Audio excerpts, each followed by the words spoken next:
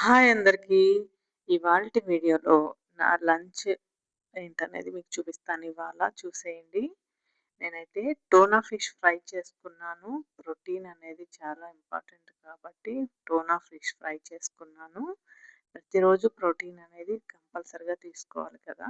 అలానే మంచి తోటకూర వేపుడు కూడా చేశాను. కొయ్య తోటకూర వేపుడు నాకు చాలా చాలా ఇష్టము. అందులో లాట్ ఆఫ్ ఫైబర్ ఉంటుంది.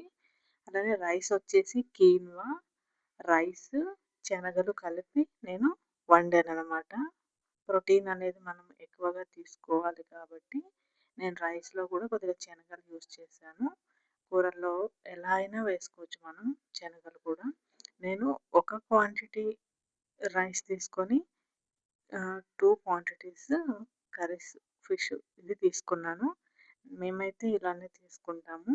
మీకు ఎవరికైనా యూజ్ అయితే చెప్పండి. ఎలా చేశానో చెప్తాను.